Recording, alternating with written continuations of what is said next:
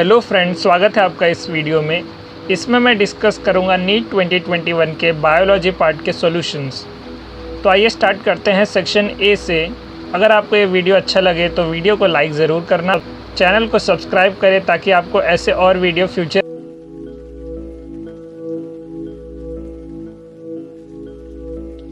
Statement is not correct. So जब भी हम ऐसे क्वेश्चन रीड कर रहे हैं हमें उसे ऐसे वर्ड्स को अंडरलाइन करना चाहिए। जैसे यहाँ पे नॉट करेक्ट पूछा गया है, यानी हमें गलत ऑप्शन बताना है कौन सा है। फर्स्ट स्टेटमेंट है pyramid of number in a grassland ecosystem is upright. तो ये बात सही है, क्योंकि अगर आप देखेंगे ग्रासलैंड इकोसिस्टम में तो जो लोअर यानी जो प्राइमरी प्रोड्यूसर्स हैं, जो भी ग्रासेस हैं, उनका नंबर मैक्सिमम होता है। उसके ऊपर फीड होने वाले जो हर्बीवोर्स हैं उनका नंबर उससे कम होता है, और जो कार्निवोर हैं उनका नंबर सबसे कम होता है out of all the 3 stages. So यहाँ पे आप देख सकते हैं कि एक अपराइट पिरामिड बन रहा है, यानी एक सीधा पिरामिड बन रहा है। नेक्स्ट ऑप्शन अगर आप रीड करेंगे तो दिया गया है pyramid of biomass in sea is generally inverted. तो अगर आप बायोमास का पिरामिड देखेंगे सी में तो इन्वर्टेड होता है। ये बात भी सही है। आप कहेंगे क्यों? क्योंकि जो बायोमास होता है फाइटोप्लैंक्टन्स का, यानी जो यहाँ पे प्रोड्यूसर का काम करते हैं सी वाले इकोसिस्टम में, उनका काफ़ी कम बायोमास होता है एट एनी गिवन टाइम। उनसे ज़्यादा बायोमास होता है जू प्लैंक्टन्स का, और उनसे भी ज़्यादा बायोमास होता है जो भी जू प्लैंक्टन के ऊपर फीड होने वाले ऑर्गेनिजम्स हैं। तो इसमें आप देख सकते हैं कि एक इन्वर्टेड पिरामिड फॉर्म हो रहा है। इसलिए यहाँ पे जो नंबर का पिरामिड होता है सी में वो तो अपराइट ही होता है, लेकिन जो बायोमास का पिरामिड होता है वो इन्वर्टेड होता है। तो नंबर वाला जो पिरामिड होता है सी में वो अपराइट होता है, लेकिन जो बायोमास का होता है वो इन्वर्टेड पिरामिड होता है। ये आप याद रखिए। नेक्स्ट ऑप्शन में दिए गए pyramid of biomass in sea is generally upright. तो जैसे कि मैंने आपको सेकेंड ऑप्शन में बताया कि ये ऑप्शन करेक्ट है, तो यहाँ पे इसका ही उल्टा स्टेटमेंट दिया गया कि pyramid of biomass in sea is generally upright. तो ये गलत होगा। यहीं से आपने इसको पकड़ लिया कि इसका करेक्ट आंसर हो जाएगा ऑप्शन 3। वहीं अगर आप फोर्थ ऑप्शन को देखेंगे तो pyramid of energy is always upright. यही बात भी सही है। अगर आपने एल्टोनियन पिरामिड्स पढ़ा होगा इकोलॉजी में तो आपको पता होगा कि जो एनर्जी है वो प्राइमरी लेवल पे, यानी जो फर्स्ट ट्रॉफिक लेवल है उस पर मैक्सिमम होता है, फिर सेकेंड लेवल पे और कम होता है, और थर्ड लेवल में सबसे कम होता है। क्योंकि यहाँ पे रेस्पिरेटरी लॉसेज होते हैं when we go from one level to the next level. तो यहाँ पे लॉसेज की वजह से जो नेक्स्ट लेवल ऑफ पिरामिड पे एनर्जी होगा वो कम होगा as compare to the previous one. So this will be an upright pyramid.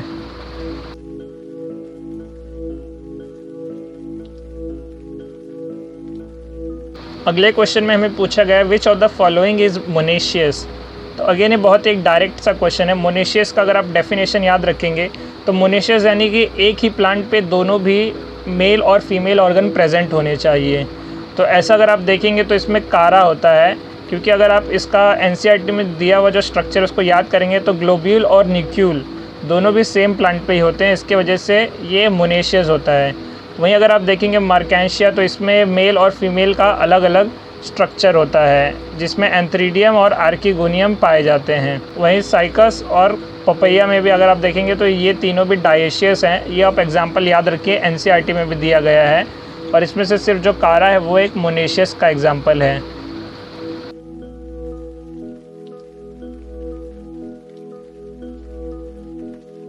Next question में हमें पूछा गया था first stable product of CO2 fixation in sorghum. तो इसमें से आपको आइडेंटिफाई करना पड़ेगा कि सॉर्गम C3 को बिलोंग करता है या C4 प्लांट्स को। तो अगर आपने एनसीईआरटी में एग्जांपल्स अच्छे से याद किए होंगे तो सॉर्गम C4 प्लांट में बिलोंग करता है। C4 प्लांट्स में अगर आप देखेंगे तो CO2 प्लस फॉस्फोइनॉल पाइरूवेट ये फर्स्ट स्टेप में जॉइन होकर ऑक्सैलो एसिटिक एसिड बनाते हैं in the presence of PEPcase enzyme. तो यहाँ पे आप देखेंगे तो जो फर्स्ट स्टेबल प्रोडक्ट बनता है जो कि हमें यहाँ पे पूछा गया है वो हो जाएगा ऑक्सैलो एसिटिक एसिड, यानी ऑप्शन 3 यहाँ पे करेक्ट हो जाएगा।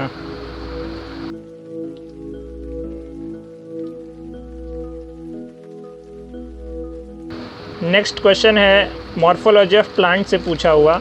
इसमें हमें पूछा गया डायडेल्फस स्टेमन्स आर फाउंड इन। तो अगेन ये बहुत ही डायरेक्ट सा क्वेश्चन है। एनसीईआरटी से ये लाइन ली गई है कि पी में डायडेल्फस स्टेमन पाया जाता है। डायडेल्फस स्टेमन यानी कि उसके 2 बंडल्स बने होते हैं, यानी एक जो स्टेमन का बंडल होगा वो दूसरे से अलग होगा और ये दोनों जॉइंट होंगे। तो इसका आप फोटो में देख सकते हैं कि डायडेल्फी कंडीशन क्या होती है। वहीं और भी स्टेमन के डिफरेंट कंडीशन भी आप देख सकते हैं।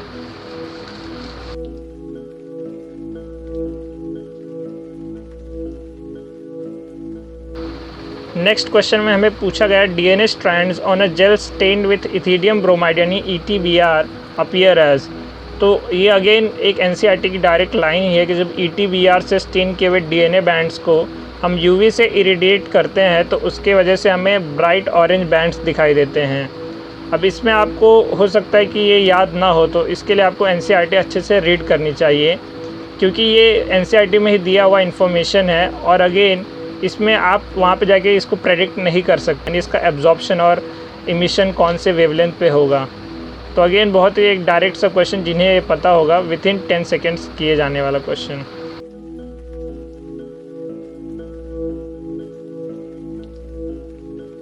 नेक्स्ट क्वेश्चन है प्लांट फिजियोलॉजी से, हमें पूछा गया है plant follow different pathways in response to environment और phases of life to form different kinds of structure, this ability is called. तो ये अगेन बहुत ही सिंपल सा क्वेश्चन है और डायरेक्ट डेफिनेशन है प्लास्टिसिटी का।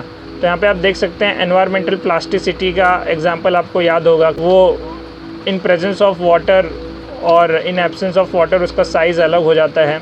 सिमिलरली आपको फेज़ ऑफ लाइफ का भी एग्जांपल याद होगा, तो इससे आप इसको याद रख सकते हैं। और ये सिंपल सा डायरेक्ट डेफिनेशन था प्लास्टिसिटी का फ्रॉम NCERT।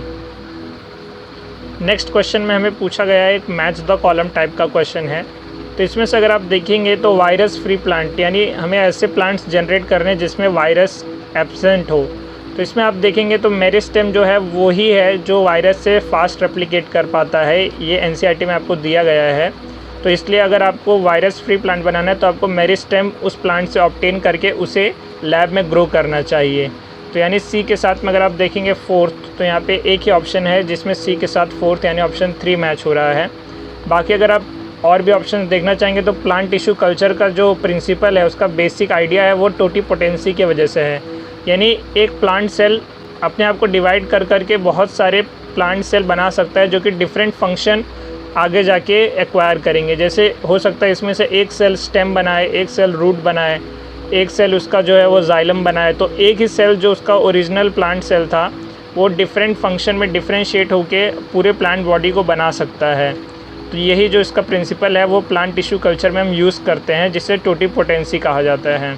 नेक्स्ट अगर आप देखेंगे तो प्रोटोप्लास्ट फ्यूजन करके पोमैटो यानी पोटैटो और टोमेटो का मिक्सचर बनाया गया था, प्रोटोप्लास्ट उनका फ्यूज़ करके। और वहीं माइक्रो प्रोपगेशन के द्वारा आप सोमा क्लोन्स बना सकते हैं, यानी सोमा क्लोनल हाइब्रिडाइजेशन के द्वारा आप माइक्रो प्रोपगेशन इस मेथड का यूज़ करते हैं।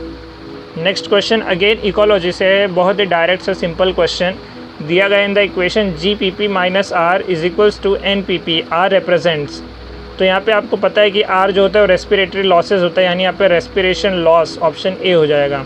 GPP यानी होता है ग्रॉस प्राइमरी प्रोडक्टिविटी, NPP यानी होता है नेट प्राइमरी प्रोडक्टिविटी। तो ग्रॉस प्राइमरी प्रोडक्टिविटी होती है कि एक प्लांट ने कितना सनलाइट एब्जॉर्ब किया per year per unit area और उसने कितना प्रोडक्टिविटी दिया है, यानी उसने कितने बायोमास को जनरेट किया है।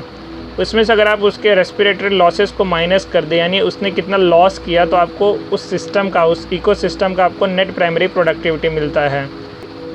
अगर आप ये नहीं जानते हो तो मैं आपको बता दूं कि जो नेट प्राइमरी प्रोडक्टिविटी होती है वो जो भी ग्रास इकोसिस्टम्स होते हैं उनकी काफ़ी हाई होती है और रेन फॉरेस्ट की भी बहुत हाई होती है। वहीं अगर आप डेजर्ट्स की बात करेंगे तो वहाँ पे पर यूनिट एरिया, यानी वहाँ पे प्लांट कम होने की वजह से वहाँ की जो प्राइमरी प्रोडक्टिविटी होती है वो भी काफ़ी कम होती है। नेक्स्ट क्वेश्चन अगेन बहुत ही सिंपल सा क्वेश्चन है जेनेटिक्स से, पूछा गया the production of gametes by the parents, formation of zygote and F1 F2 plants can be understood from a diagram called. तो अगेन ये बहुत ही सिंपल सा, जिन्होंने अभी 10th स्टैंडर्ड में भी पढ़ाई किया होगा उनको भी ये पता होगा कि पनेट स्क्वायर ही है इसमें से जो एक सेंसिबल ऑप्शन है। नेट स्क्वायर, बुलेट स्क्वायर, पन स्क्वायर ये तो आपने कभी पढ़ा भी नहीं, तो अगर आपको ये नहीं भी पता हो तो आप इसका डायरेक्टली करेक्ट आंसर मार्क करके आ सकते हैं।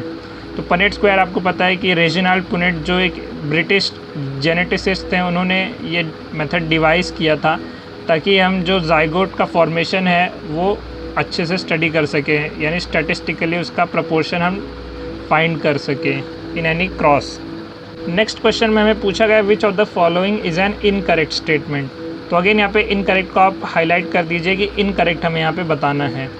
फर्स्ट ऑप्शन है nuclear pores act as passage for protein and RNA molecule in both the directions between nucleus and cytoplasm. तो ये बात सही है, क्योंकि जो न्यूक्लियर पोर होते हैं, जो न्यूक्लियर मेम्ब्रेन के ऊपर होते हैं, वो प्रोटीन्स को भी अलाउ करते हैं अंदर और बाहर जाने के लिए, और आरएनए जो एमआरएनए प्रोड्यूस होता है उसे बाहर जाने के लिए अलाउ करते हैं।